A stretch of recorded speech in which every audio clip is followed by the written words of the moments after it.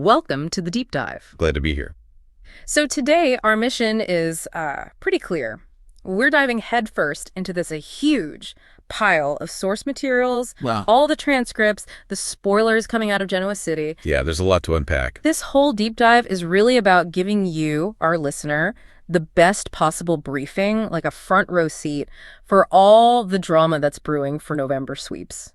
It looks intense. It really does. And we've gone through it all, pulled out the key bits from Genoa City drama, spoilers and shockers, looked at the transcripts from around the week of October 20th. Mm-hmm.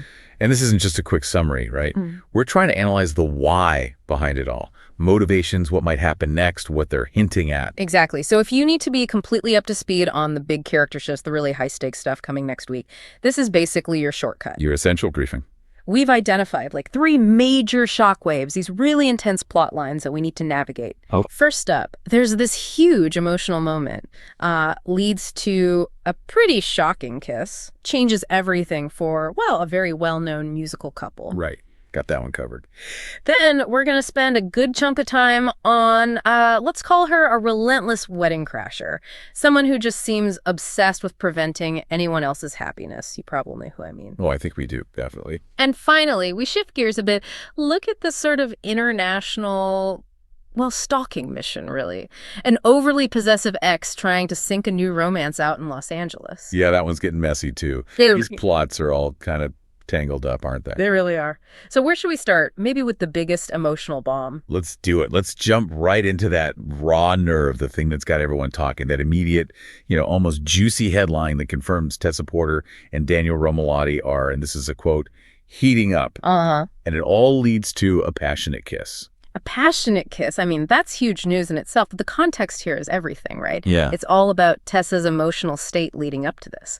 Absolutely crucial. Our reports are really clear. Tessa is just reeling, completely heartbroken. She just took this massive gamble, this really high-stakes trip to Boston. Yeah, that trip was intense. Her whole goal, it says right here in the transcripts, was to go to that clinic, see Mariah, and make one last desperate attempt to, quote, save their marriage. And the way that failed, yeah. I mean, that's the trigger for everything that follows. The sources show it wasn't just a no, it was a complete shutdown, total rejection. Right. Mariah pushed her away, apparently would barely talk to her, and then dropped the hammer, basically saying the marriage is falling apart anyway, and insisting, quote, it is totally over. Totally over. That's brutal finality.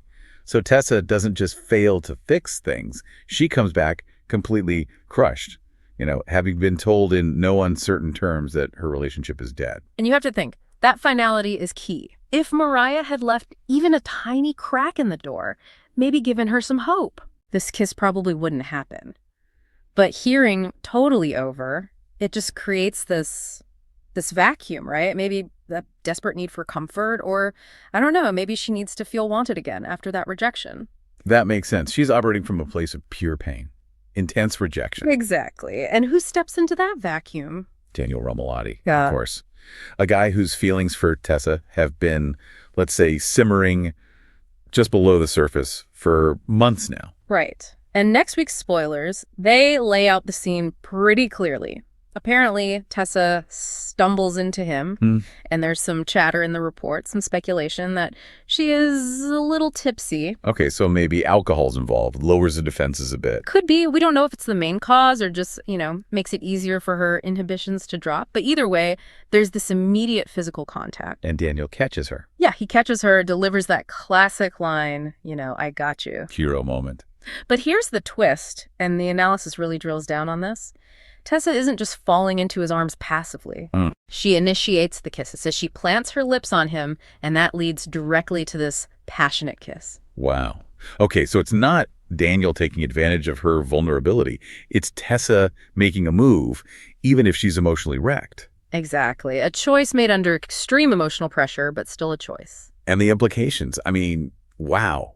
We knew Daniel had feelings for her. But the transcripts also suggest that maybe Tessa had some feelings for him, too. Yeah, that's what it hints at. Feelings that were always kind of pushed aside, in the back seat because she was so focused on Mariah, on trying to save that marriage. Right, loyalty first. But Mariah's decision in Boston basically forces those suppressed feelings right out into the open, or maybe creates the space for them. Okay, so here's where it gets really interesting for you, the listener, trying to figure this out. The reports are calling this kiss definitely important. They use words like milestone. Mm-hmm. And crucially, they say it's the start of something new for Tessa and Daniel. But we got to ask, right? Is this real? Is it a genuine new beginning? Or is Daniel just convenient? A warm body offering comfort when she's hit rock bottom. Exactly. That's the debate. And you have to look at Daniel's role here. He's stepping in immediately after this brutal rejection from Mariah. The sources frame it like Tessa's finally ready to explore something real with him. Mm-hmm. But given she's in, total emotional collapse, it's just as likely Daniel's becoming this sort of idealized safe harbor, a distraction from the grief of losing Mariah. That makes a lot of sense. But either way, whatever the foundation, genuine feelings or desperate rebound, the dramatic impact is huge.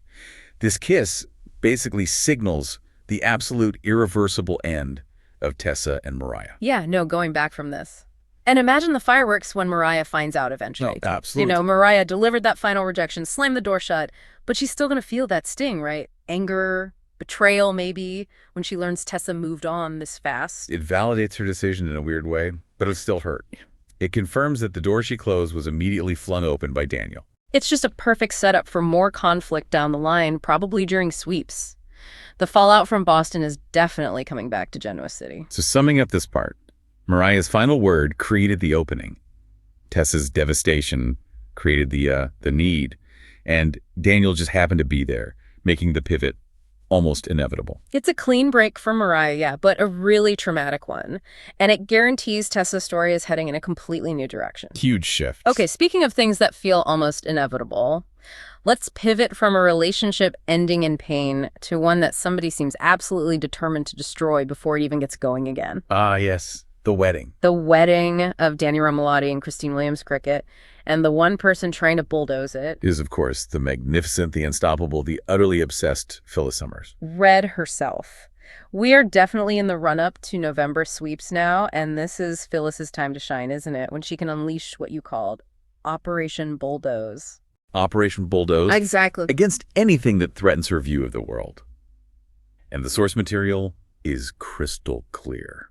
Phyllis cannot stand the idea of Christine getting a happily ever after, especially with Danny. And let's just underline the core motivation here, because the sources really nail it. Sure. Phyllis has always wanted Danny. That's the narrative she tells herself. Right.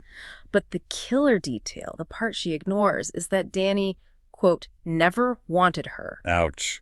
That's the rub. So this isn't just about wanting the guy. It's about this decades-long psychological war with Christine. It's about proving she's the ultimate prize, even though all the evidence, especially Danny choosing Christine, says otherwise.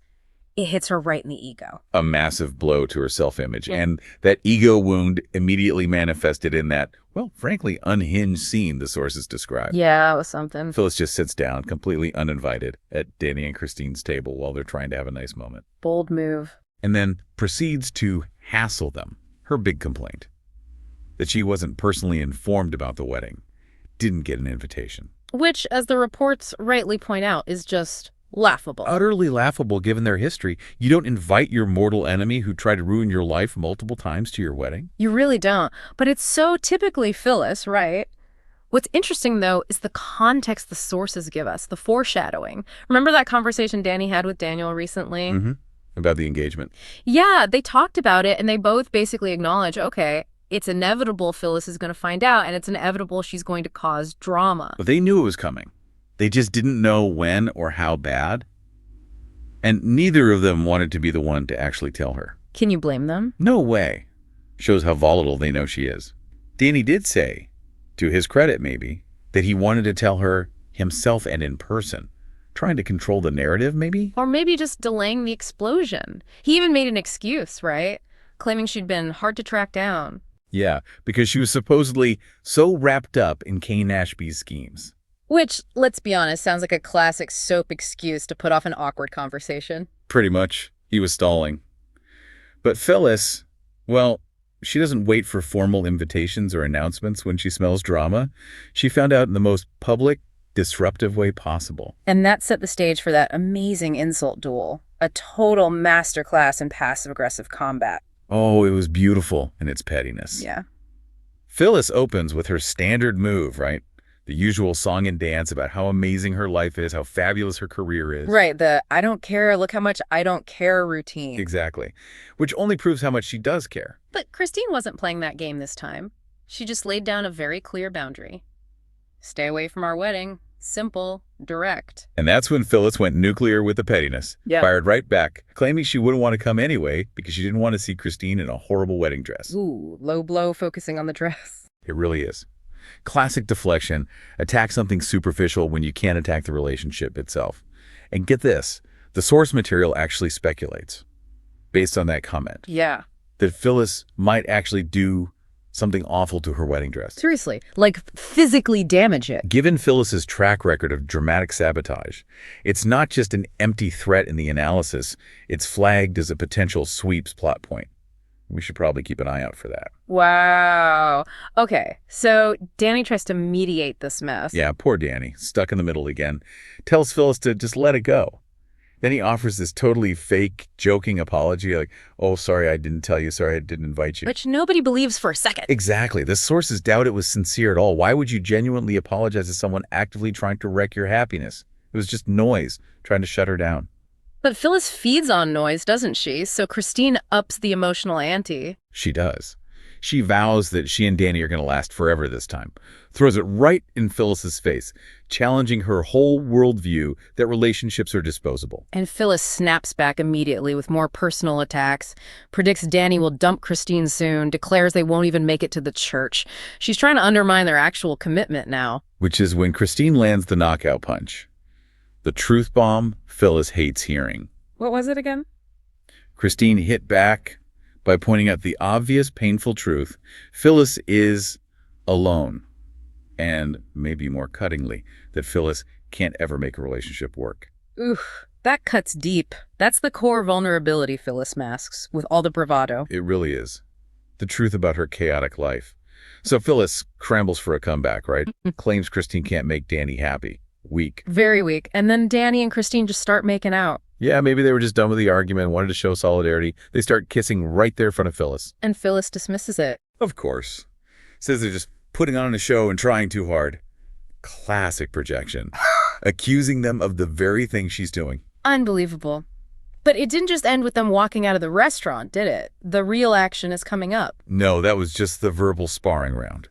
Now we get into the actual sabotage plan for next week. Danny and Christine decide, okay, despite Phyllis, we're moving forward. They plan separate bachelor and bachelorette parties. Okay. Mistake number one, probably. Maybe. Because this is the moment Phyllis chooses for her big move, her ultimate offense. And it's not just showing up late or something? Oh, no. This is planned infiltration. Yeah. The reports confirm next week, Phyllis shows up and crashes Christine's bachelorette party. No, at the party itself. At the party, Christine is described as totally horrified and just disgusted by this invasion of her private celebration. I would be too. And here's the kicker. The detail the sources emphasize to show the scale of the humiliation. This isn't some quiet little get-together. Oh. Quote, all the other movers and shakers among the ladies in Genoa City are there. Oh my God, so she does it in front of everyone. Maximum public humiliation for Christine. Yeah. Maximum attention for Phyllis. And just to hammer it home, the source reminds us, Phyllis's invitation was never sent. Her being there is pure, calculated aggression. Wow. So what's the prediction? Do they actually get married?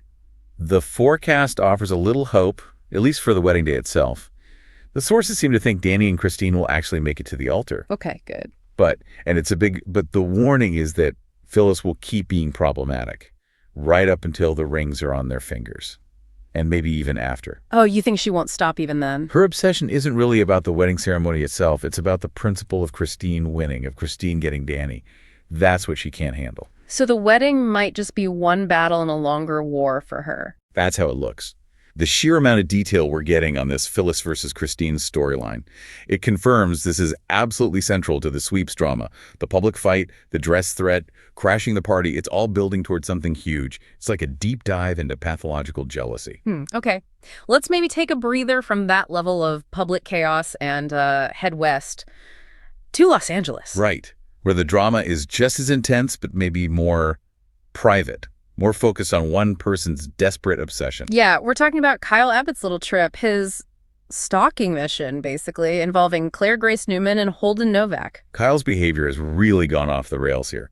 The sources use words like shocking and irritating to describe what he did. He just flies to L.A., shows up uninvited with flowers for Claire. That's not romantic. That's crossing a line. It really is aggressive. He then tries the emotional plea, right? Wants to talk, tries to leverage their shared history by name-dropping Harrison Locke, their son. Ugh, using the kid, that's low. Yeah. And his pitch is simple. Forget Holden. Come home with me. It's a really heavy-handed guilt trip. How does Claire react? Well, Claire seems to be getting stronger the more desperate Kyle gets. She apparently very politely rejected him again and just wouldn't budge. She seems pretty determined to move on without him. Good for her. So Kyle respects that, right? He gets on a plane and goes home. You'd think so, wouldn't you? But no, this is the part the analysis flags is really problematic. He refuses to take no for an answer. Flat out refuses. Seriously. He insists he's going to stay in Los Angeles for a few more days, quote, just in case Claire changed her mind. Wow. That's not hopeful. That's controlling. It shows a complete lack of respect for her decision, for her boundaries. Deeply unhealthy behavior. And the irony, according to the sources, this whole aggressive, needy strategy is completely backfiring. How so? It seems Kyle's pushiness is actually making Claire even more attracted to Holden. Oh, of course it is. Holden represents what? Calmness, respect, while Kyle is just chaos and desperation. By acting out like this, Kyle is basically cementing her decision to choose Holden. He's his own worst enemy here. Which leads him to double down on the crazy, right, the spying. Exactly. Claire specifically asked him to go back to Genoa City. Does he listen? Nope. He stays. And he starts lurking around the hotel, like some kind of low-rent private eye. Lurking. Great look for him. And predictably, he gets caught. He's spotted spying on Holden. And Holden isn't alone. He's talking to another woman, someone named Sienna Bacall. Okay, Sienna Bacall. Remember that one. So Kyle sees this, thinks, aha, something shady. That seems to be his thought process. He's looking for anything, any ammunition he could use to break up Claire and Holden, to make Holden look bad. But then Claire catches Kyle in the act. Yep. The spy gets spied on. Claire sees Kyle lurking and spying, and she confronts him. Asks him, what the heck he thinks he's doing. Oh, what's his excuse? How does he possibly justify this? He doesn't, really. He goes for the classic deflection tactic of an insecure person caught doing something wrong. Which is? He tries to immediately shake Claire's trust in Holden. He pivots the accusation. Instead of answering her question, he says something like, no, the real question is, what is Holden doing? And who is he doing it with? Oh, smooth. Trying to imply Holden's cheating or involved in something sketchy with this Sienna person. Plant those seeds of doubt. Desperately trying to. But the sources argue this whole strategy is basically dead on arrival, doomed to fail. Why is that? Because Kyle, in his paranoid rush, clearly didn't do his homework.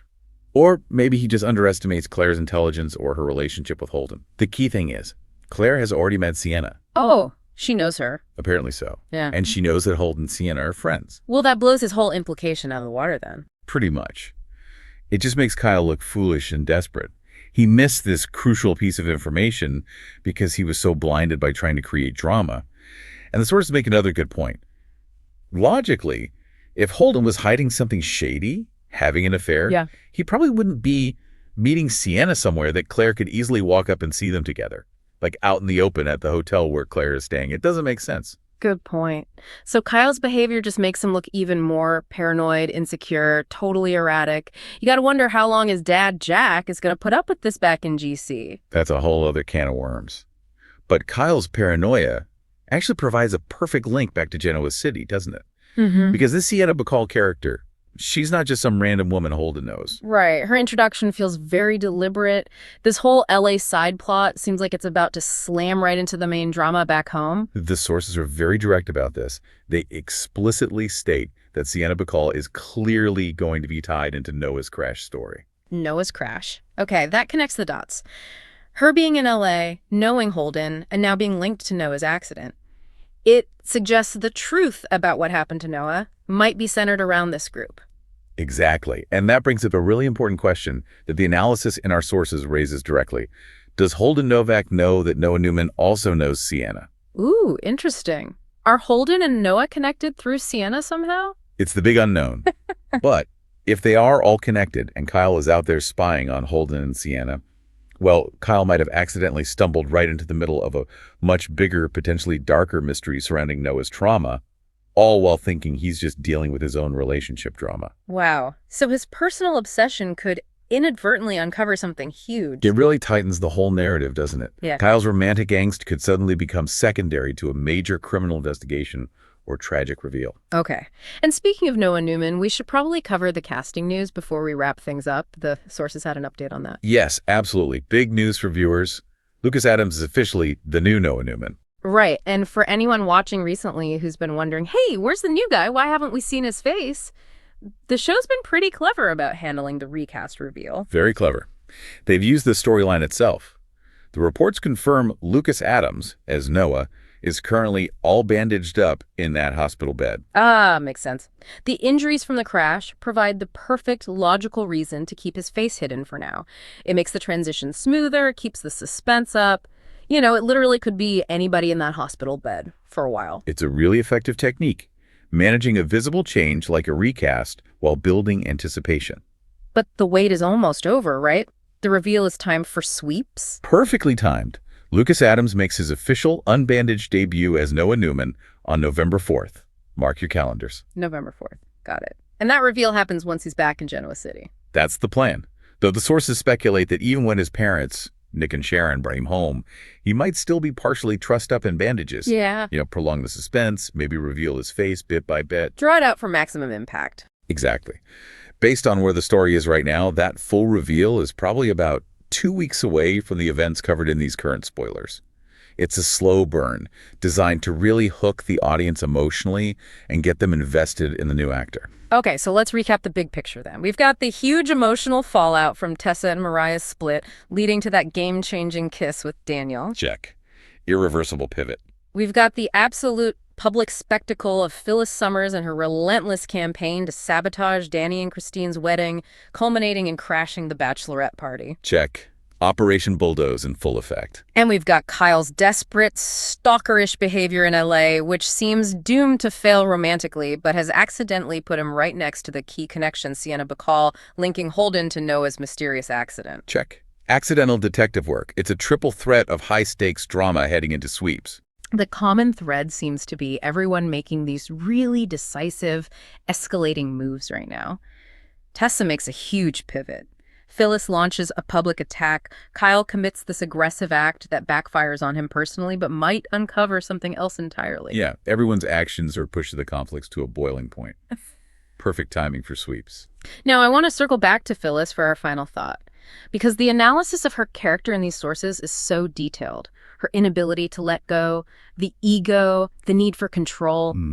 The sources strongly suggest she might not stop causing trouble even after Danny and Christine get married. Even after the rings are on, she'll need a new target or a new way to attack this relationship. It seems very likely. Phyllis isn't driven by circumstance. She's driven by her own internal chaos. She needs conflict. So this brings us to the final provocative thought for you, the listener. Something to chew on. Based on everything we've just discussed about her character, we know she's relentless, willing to humiliate herself publicly, never admits defeat. So, if Danny and Christine do say, I do, what specific high-stakes, maybe even outrageous action is Phyllis most likely to take next, after the wedding itself? That's a great question.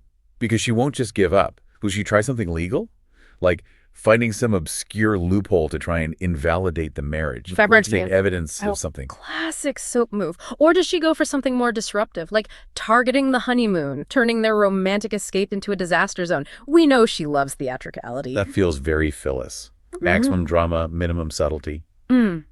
Or, here's another thought tying back to the first story we discussed. With Daniel now potentially involved with Tessa, could Phyllis shift her focus? Maybe decide that Daniel needs saving from Tessa, or that their new relationship needs her meddling help. She loves inserting herself into other people's lives. That is compelling. Redirecting her obsession onto the next generation. The wedding was just one battle. The war for her is proving Christine is wrong for Danny, or maybe just wrong in general. Once they're married, she needs a new angle, create more chaos for them, or like you said, move on to destabilize someone else. Phyllis Summers.